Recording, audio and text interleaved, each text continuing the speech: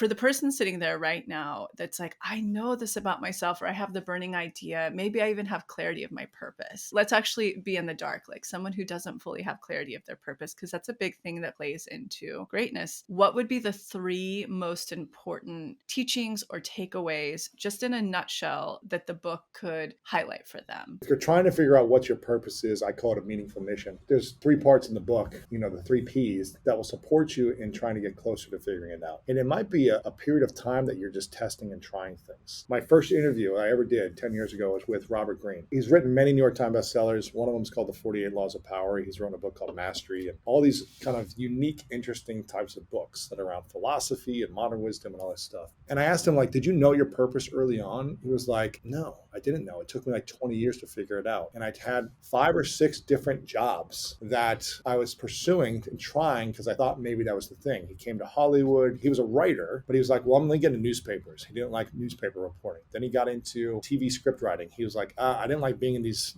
rooms with these other writers. We didn't gel well. I didn't like this industry. Then I tried movie script writing. Then he tried magazines. He tried all these different styles of writing. He tried to write like a novel one time, and it's like just didn't work. Nothing was really working, but I knew that I was interested in writing. I knew it was a talent of mine, and it was a curiosity of mine. And then he said, you know what? I really wish there was a book that would solve this problem, like that would give me written in a different, unique way, kind of a quirky way. So we started writing this format for a book that no one had ever seen before, called The 48 Laws of Power. That was written in a weird, chunky way that was like bigger than most books, and just kind of a unique way of how it was written. You wouldn't see it like this in any other books. And he said he got turned down by lots of different publishers, but eventually someone took a chance on him, and it became a massive hit. And he's just rewritten other books around topics in that format, and they're all big hits. But he was like, I had to go through all these different experiences of learning how to write to create a book that I needed. I was solving a problem that I wanted for myself in my actions. And that's kind of what I think about with how to discover what your meaningful mission or your purpose is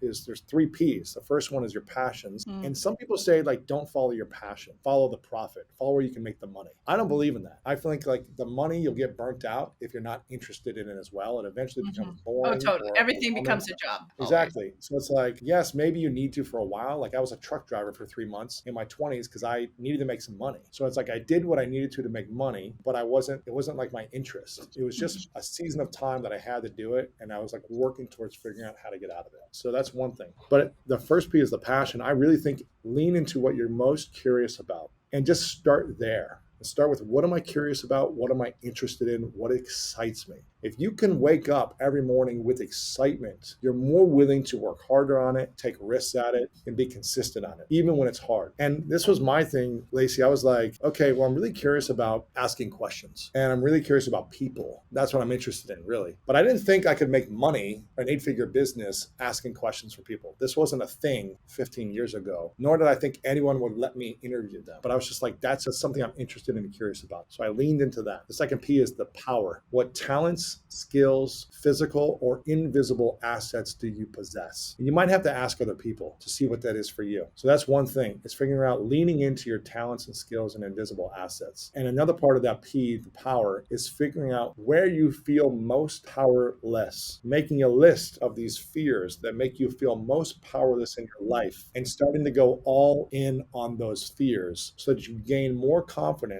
and more belief in yourself, as opposed to have these limits that hold you back. One of them for me was public speaking. I could not speak in front of 3 to 5 people without stuttering and forgetting what I was going to say. I just couldn't do it because I was so afraid of the judgment. So what I did is I made a list of all my fears in my early 20s when I got injured playing football on my sister's couch. And I was like, speaking in public is one of my greatest fears. This is going to hold me back for the rest of my life if I don't figure it out. So I joined Toastmasters. I didn't just manifest and think I can be a good speaker. I took massive action. I joined Toastmasters, which is a public speaking class. I put myself in an embarrassing state every single week for a year in front of an audience, got feedback, stumbled, fumbled, sweat, made a fool of myself. And I did it every week for a year until I got better and better and had confidence. By the end of that year, I started making money speaking in public because I took consistent action and overcame a thing that made me feel powerless. So that's the second P, is figuring out your talents and skills, but also the things that make you feel powerless and leaning into them. The third one is figuring out, this is what you've done so beautifully, Lacy, is figuring out what problem you want to solve. My friend Rory Vaden says, you are perfectly perfectly positioned to serve the person you once were. And if you struggled with losing weight for 20 years and you finally figured it out, you're perfectly positioned to help someone who's still struggling. If you were in debt, went bankrupt, but finally figured out how to create financial peace and abundance and stability, you're perfectly positioned to help others that you once struggled to be. Same thing in relationships, life, whatever it might be, you're perfectly positioned. So if you can figure out the thing that you're most interested and excited about, figure out what your talents and skills are, and overcome the things that make you feel powerless, and then start saying, what problems do I want to solve with these other two? I feel like that's when you can get clearer in figuring out what your purpose or meaningful mission is. I completely agree. I love those. It was interesting when even you were first talking, like I have a gift, I'm claircognizant, and I can always feel the pops, like bam, bam, bam, that's the thing, that's the thing. And when you said it was the person's talent and curiosity, I love that piece. And then just trying, trying, trying. So I love that you were able to then condense down, even thinking from like that very first conversation you had with that author and condense down. I love systems clearly and processes. So I love that. That's so concise and so helpful for somebody sitting there. That's like,